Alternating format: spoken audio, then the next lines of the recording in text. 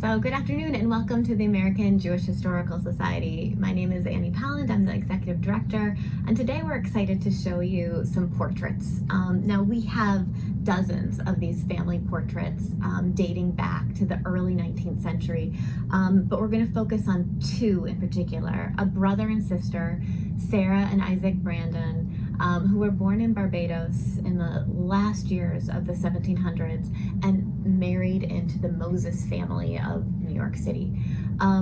This was not uncommon.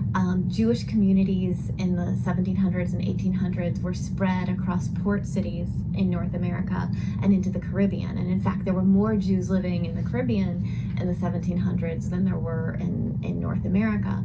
And so communities connected through marriage and through businesses. So families would join together, and that would be also connecting a port city to another port city and a Jewish community to another Jewish community.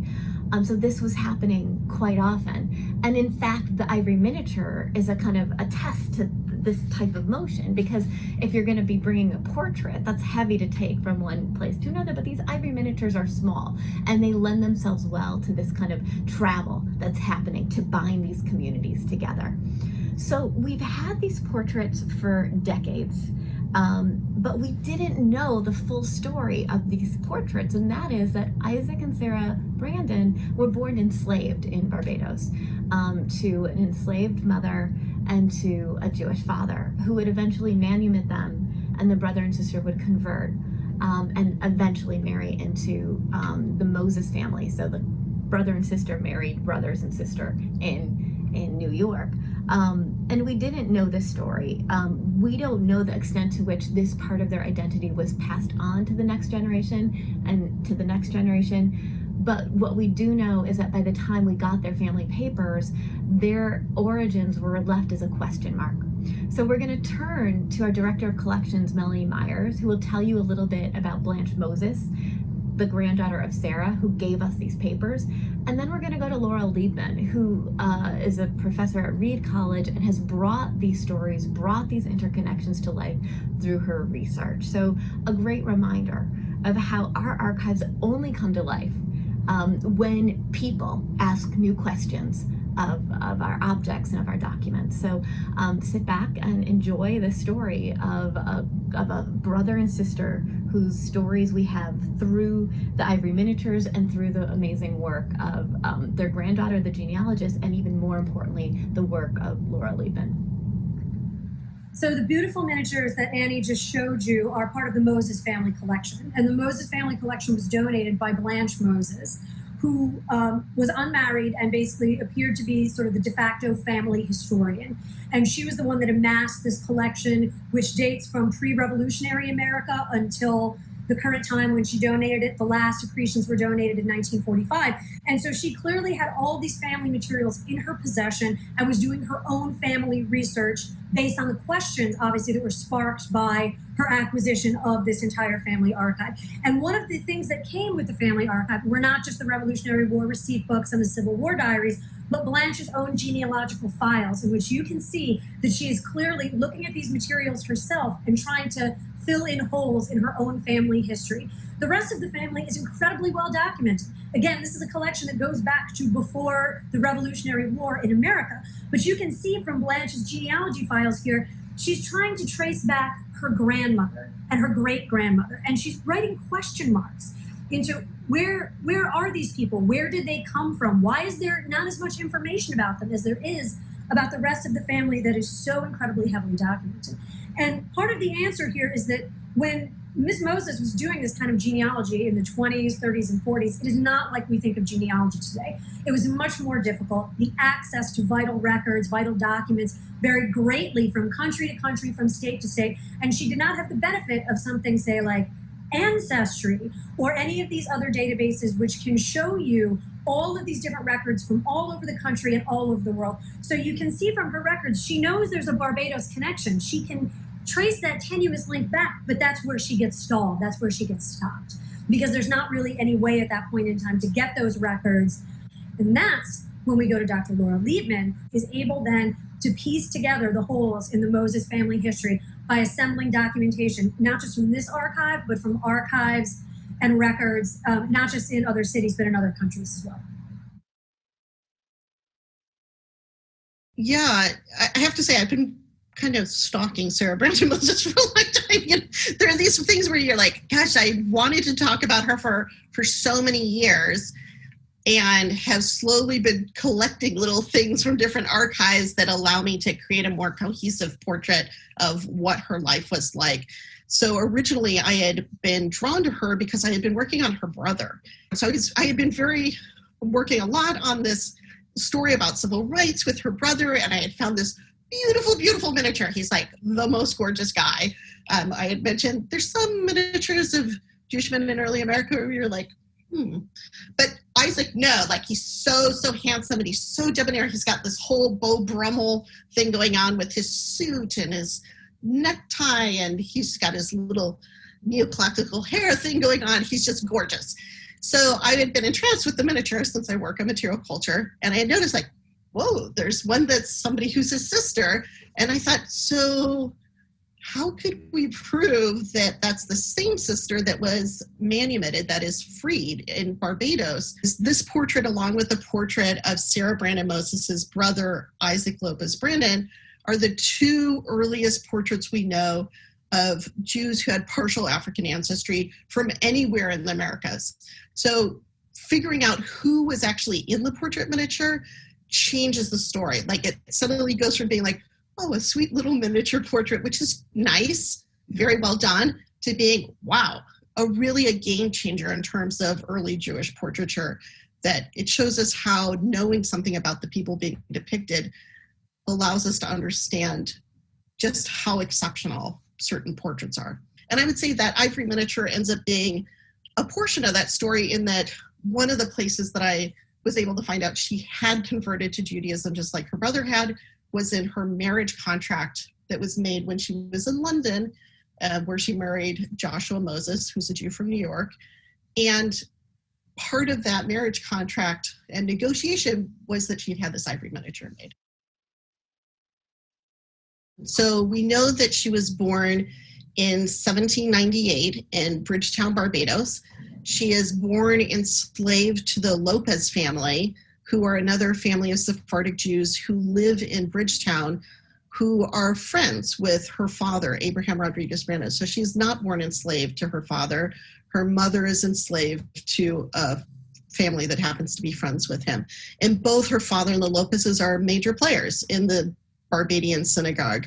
So does Sarah Esther Lopez, Sarah Esther Gill, have any choice in the matter of whether she is being the paramour of Abraham Rodriguez Brandon? And the answer is we don't know. So we don't know the nature of that relationship. It's not written down anywhere. Certainly a lot of relationships like that in Bridgetown were under duress. So it's hard to imagine that she had absolute freedom in her choice, that there were just a lot of pressures on women at that time period. And a lot of visitors to Bridgetown at that point, who are coming from England and other places, are very critical of white female slave owners for forcing their female slaves to have sex with men that they don't particularly want to have sex with, or to have relationships with men. So we don't know what was behind that. She is in a very long-standing relationship with him. So her first child that survives, Isaac Lopez Brandon, is born in 1792. And up until Sarah Esther Lopez Brandon's death in New York in 1823, she's together with the father of her children. So we don't know whether he was monogamous with her, probably not, right? So he seems to have had children with other people. And then finally, when she is about 3 years old, there's a change in the laws in Barbados suddenly, where the Barbadian Anglicans are getting very concerned that there's becoming too large of a free people of color community, particularly in Bridgetown. And they're concerned about unrest that's going on around the Caribbean. The Haitian Revolution would be one example. And they want to make sure that they're still in control of everybody. And one result of this is that they change the law, and they decide that it's going to cost a huge amount of money in order to manumit people. So her father very quickly connects with the slave owner and both purchases the freedom for his children, but also pays money to the slave owner, but he also has to take them legally over to the cathedral and undergo this ceremony in order to manumit them. And that really radically changes her life, that she's suddenly now a free person of color when she's 3 years old. That exact same year, her mother's father, who happens to be white and Anglican, dies and leaves, her grandfather leaves the family a house very close to where her slave owner had lived. And so suddenly the family sort of has this radical change in status. Then suddenly in 1811 to 1812, her brother, for whatever reason, decides he doesn't want to be at the edges of the community, and the siblings go to Suriname and undergo a conversion there. So Suriname is a place with a much larger multiracial Jewish community. About 10% of the community there, the Jewish community, has partial African ancestry. And in addition, they have much more liberal policies about converting people, and it's much larger, much better educated community. So they're able to undergo conversions there. It's in the minutes from the synagogue. And then eventually the brother comes back to Barbados. Probably Sarah comes back for a couple of years, but then she goes on to London and ends up going to one of these elite Sephardic boarding schools for Jewish children. To what extent the father, Abraham Rodriguez Brandon, is sort of facilitating these different inclusion moments into the Jewish community, there's no sense from any of those records that the push is by the father, but he is very clear in his will that he has very strong ties to Isaac Lopez Brandon, that he cares a lot for him. He's very financially tied to him. He supports him in terms of his career. So he definitely sees him as his progenitor and the carrying on of his line. Same thing with Sarah. So and in some ways even more so, because he gives 10,000 pounds for Sarah's dowry when she's in London. And that's just a huge amount of money for that time period. So she really is the heiress of choice when she's coming up to be married. He really between that and her miniature and her education, she is being positioned to be the entrance into high society in terms of Jewish London. She meets Joshua pretty much right after she's done with her schooling. They get married at Bevis Marks, which is interesting. And I think this is also one of those moments of where we miss something based on our presumptions of how genealogy matters. Being Sephardic is super classy during this time period. And at Bevis Marks, it's only just been okay for you to marry an Ashkenazi Jew, which Joshua Moses is. So 5 years earlier, she could not have married him at that synagogue because Joshua wouldn't have been good enough for her. So he's just sort of squeaks in. It's really important to Joshua's family that he's married into the Sephardic family. So part of what I think is so interesting about this miniature is that it is that moment in London when you can see her doing all these strategies to become part of the ruling elite, right? So one of them is a good education. Another one is marrying the right person. And a third piece is that miniature, which is part of that marriage negotiation. And one of the things that happens when we zoom in is that we can see the strategies of the portrait maker for depicting her are very much using this genre that's about whiteness. So why is everybody obsessed with these ivory miniatures? I said, well, they're kind of portable, but they're also so much about whiteness during this time period where racial science is suddenly becoming the way that people talk about civil rights. So before this, it was oh, well, somebody's enslaved, so then we're not going to give them rights. Or that person's a Jew, so I'm not going to give them rights. Suddenly, the discourse, as people become emancipated, changes, and it's well, I'm still going to keep people down, but now it's about race, and it's something that's in you, and you can't change. So we see this genre of portraiture, which is so much about depicting this glowing skin. So there's that ivory below the surface. And if you zoom in on the portrait of Sarah's brother, you'll see that ivory itself is showing through. It's very much this portrait style of beautiful glowing whiteness all the time, luminescent. Sometimes they'll put a little piece of silver behind the face and the hands if they're in there, just to like add to that like glow of the reflection of the light. And we see a little bit of that going on in Sarah's miniature around her face and her cheeks and her neckline and whatnot. In addition, the other thing that's a little wonky about the ivory miniatures is I want to get that glowing whiteness out of the miniature, but they need to get paint on there too, right? So, and if you put on oil paint, which would stick nicely, I don't get any of the glowing whiteness. So they pretty quickly, portrait makers are like, forget oil paint. So they move on to using watercolor, but watercolor kind of slips off of them a little bit. And so in order to get the paint to adhere, you'll see this little dot technique, which is called stippling. And we can see some of that going on around Sarah's face, that this very fine putting down of paint, but allowing for that whiteness to still come through. And then you'll see in the background on many miniatures, or sometimes on their clothes or in their hair, a sort of what's called hatching, which are these brush strokes to apply the paint and get it to overlap. So we tend to see that in miniatures for backgrounds, for places where you want texture. One of the things that's very telling about miniatures made by these portrait makers who are used to emphasizing like the beauty of whiteness is that you'll see when they are dealing with women who have slightly darker skin, so either women who are of African ancestry who are living in New York, there's a portrait miniature from New York Historical Society, or one that's in the Rijksmuseum, which is of an early Afro-Surinamese woman in Suriname. You'll see them doing that hatching on their skin. So it's like exactly what the portrait miniature maker manuals say, like, don't ever do this, because then the women are going to look like men. And then it looks like their skin's messed up.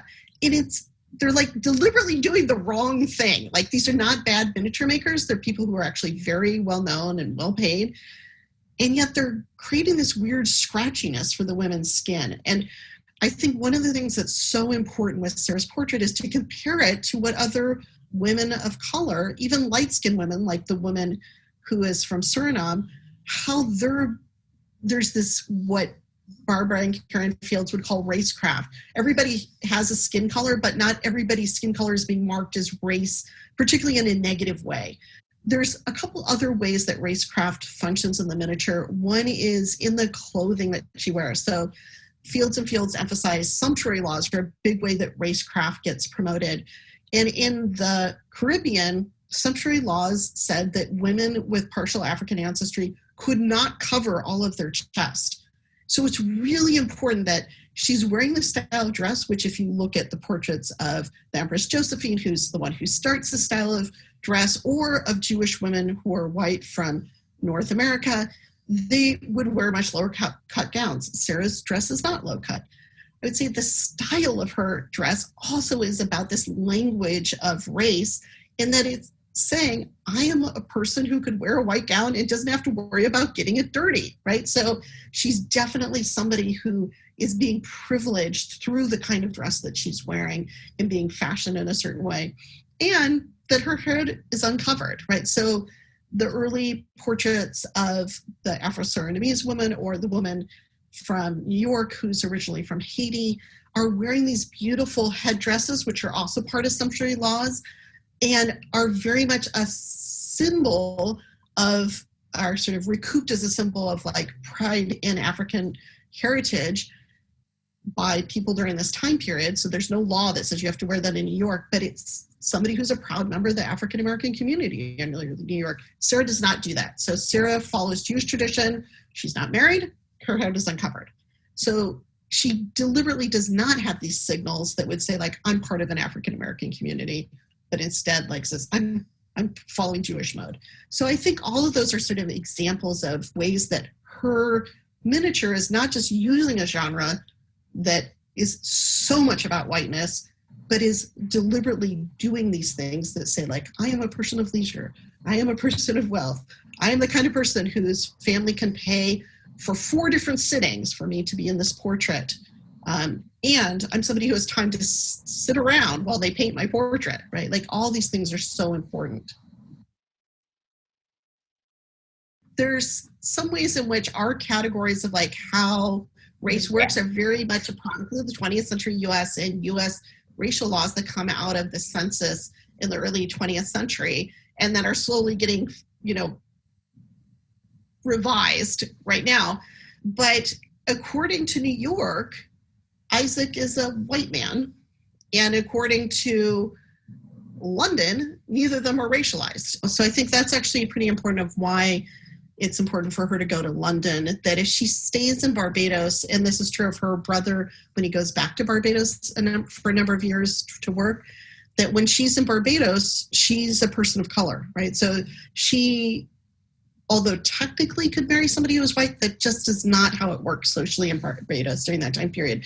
So there's really not any other Jews of color who were halakhically Jewish in Barbados for her to marry. So she's sort of out of luck if she stays in Barbados. She would probably end up being somebody's concubine, basically. So it's really important for her to get out of Barbados, I would say. And same thing for her brother. I do want to emphasize, however, it's not like everything is like, whoa, sunshine and roses. Once you come to the United States, early New York is super racist as well, right? So, and during the time period when there are enslaved people in New York.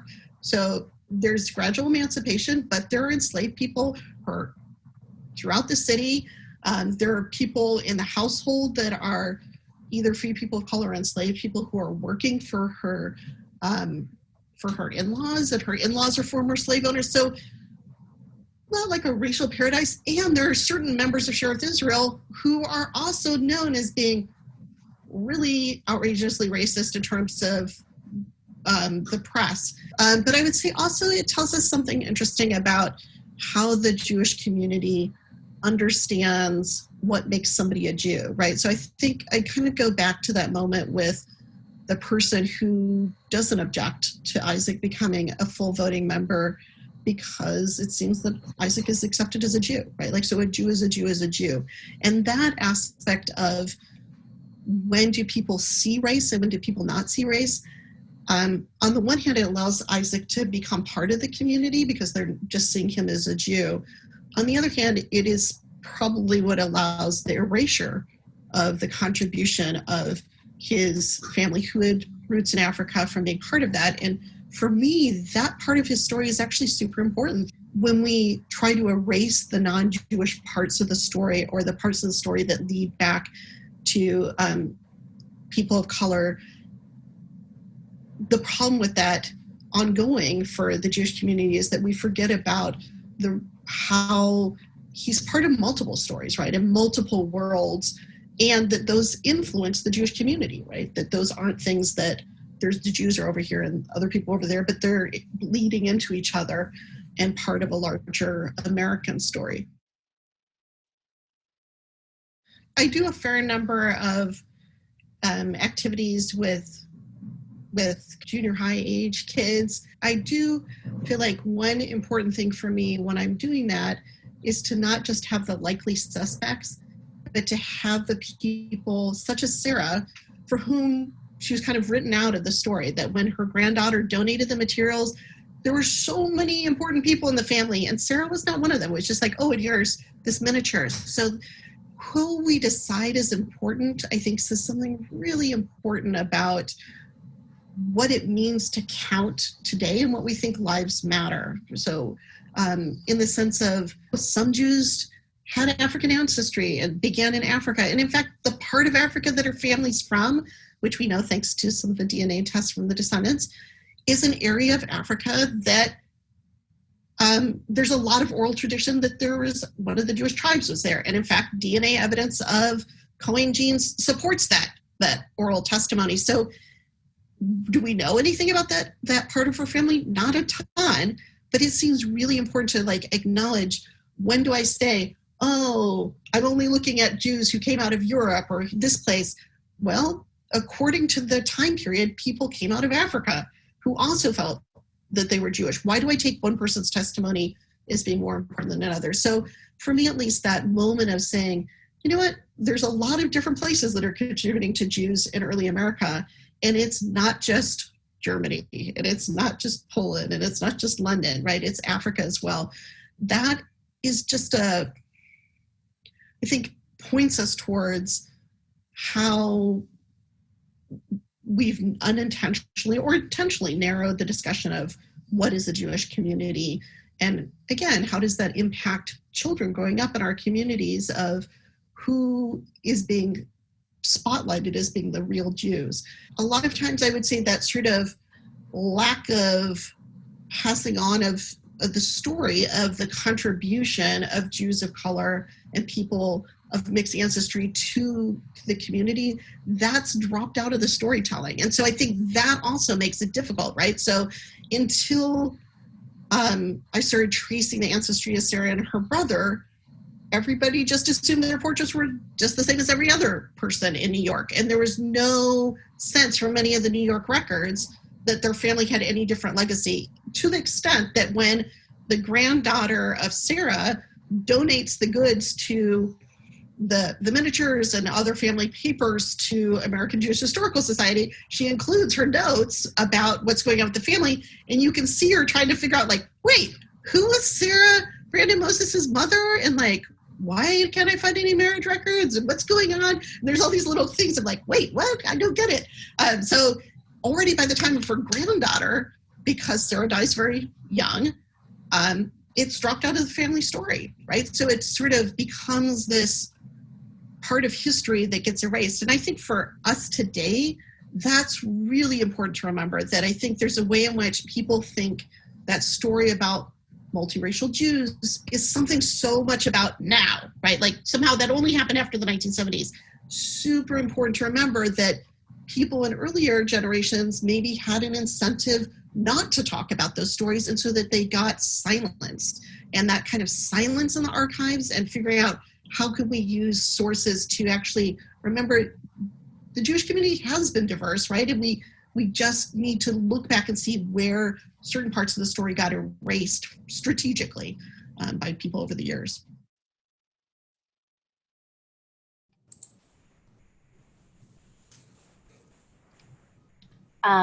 So that was a fascinating story about something that's been in our archives for decades, but we had no clue as to the complications and the twists and turns that Laura Liebman has been able to bring to light in such an interesting way. And it makes me think about stories and what stories are passed on and what aren't passed on, just as Laura said at the very end. And my guess is that many of you out there have family portraits that line your walls, or you have albums of families and ancestors. And I think one of the things to go ask yourself as you look again at those photos are, what are the stories that were passed down? Why do you think they were passed down? And maybe what are the stories, what might have happened that wasn't passed down? Because that's also part of our history. And it's one of the things that we always have to struggle with to build a more complete history, both of our families and of our community, is what's gotten lost over time.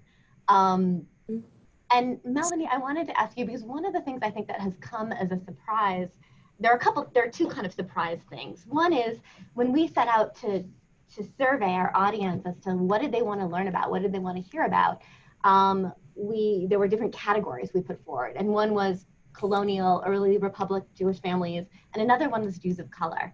And people voted for both of those. And I guess we hadn't thought, until we kind of looked into this more, the way in which a Jew of color story could actually be one from the 1700s and one from the 1800s, and how important it is to kind of like pull that out. I think another thing that will probably surprise a lot of our audience members, and also please, as I'm talking, I'm giving you time to write your questions in. So please write in any questions or comments that you have for us. We'd love to engage with them. And another thing that was interesting about all of this that I'm sure comes as a surprise is to see how there were vibrant Jewish communities in the Caribbean. When we think about American Jewish history, we often think of what's now the United States of America. But in the early years of Jewish settlement in the New World, really, it was Curacao, it was Suriname, it was Jamaica. It's all the places where people go on cruises now from North America, where there were much stronger Jewish communities. And so it's important to kind of like go back to that. And I'm curious, Melanie, what do we have in our collections that speak more to that time period? Well, we do have a collection about Barbados in particular, which is largely a collection of synagogue photographs. And while it is small, the images are really quite beautiful and says a great deal about the community and that sort of thing. What also is really interesting is the Curacao collection, which is very small. It's a half a manuscript box, which is basically a very, very skinny little box. But it has a lot of documents about the Jewish community in both Portuguese and in Dutch, which I think is very interesting. But one of the other things it has is it has a bunch of reels of microfilm. And I don't normally get excited about microfilm, but the microfilm it has are genealogical records of the Jewish community in Curacao dating back to the 18th, 19th, and early 20th century, which it's not really looked at a great deal. I think it's not looked at enough. But really, I think would shed light on a lot of what was going on in that community and some of these kind of questions that Dr. Liebman was asking, I think.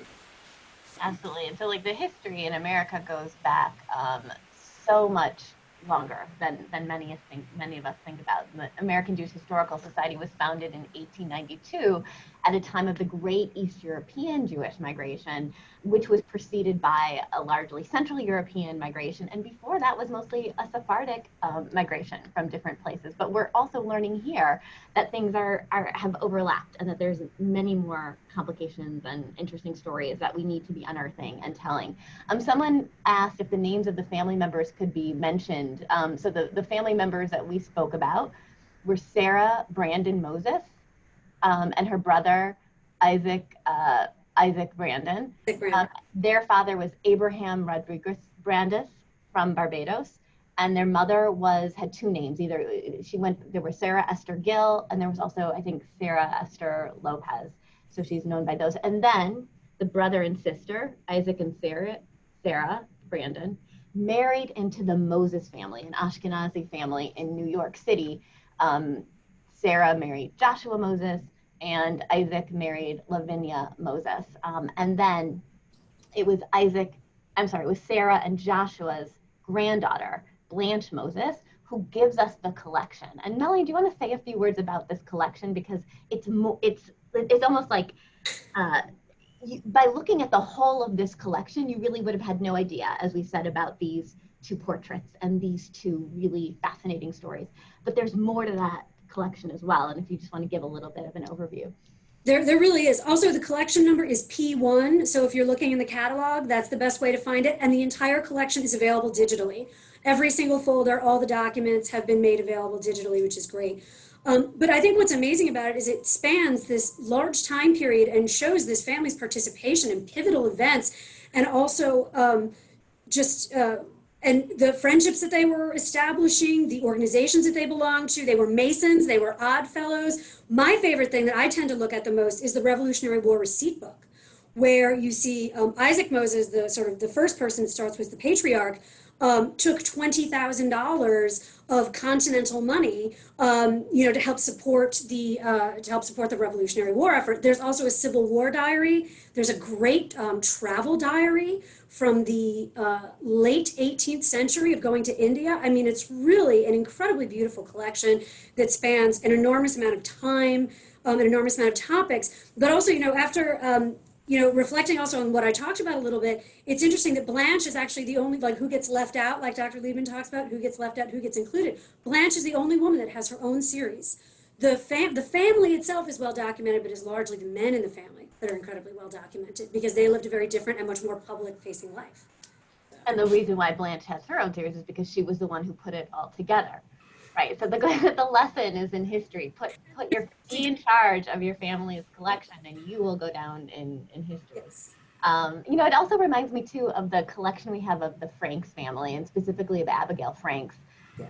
Who in the early 1700s this was an early Jewish family, and also like the Moseses, commerce was really important to them, and they had ties. Abigail Franks would send her son, Naphtali, to London. And what we have are the letters that Abigail wrote to Naphtali. What's so interesting is we only have the letters she wrote because the papers of the man were important to keep.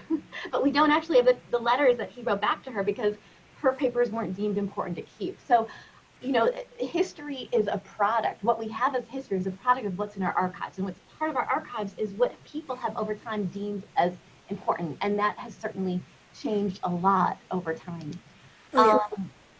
Absolutely. So next week, not next week, I think in 2 weeks, we're actually going to go out onto the Lower East Side, and we're going to be filming buildings and putting our archival materials in conversations with buildings to talk about how high holidays were celebrated at the turn of the 20th century. And we will offer you an opportunity to bring it to life through a recipe involving citrons or etrogues that is about 100 years old. So join us in 2 weeks as we go live on the Lower East Side, and also then incorporate a cooking demonstration of citron cakes that have come. Again, we're trying all these different ways to bring history to life, and I hope that this has been helpful for you. Oh, I see a question. Let me just see if there's one more question.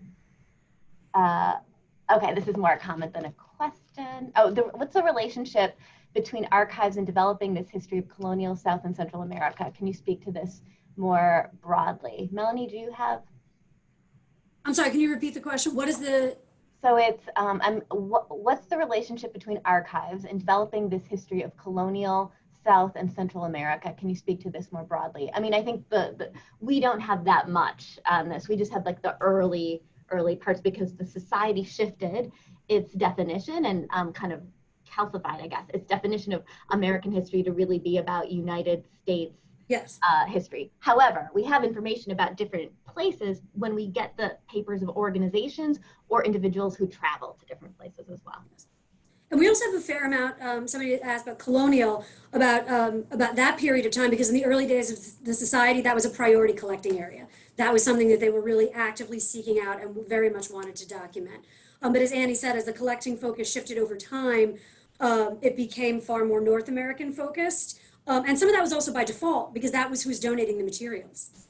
I mean, to a certain degree, archives are also what people give us and what people save. And that some of those materials may still be in those communities and just were not necessarily donated to us.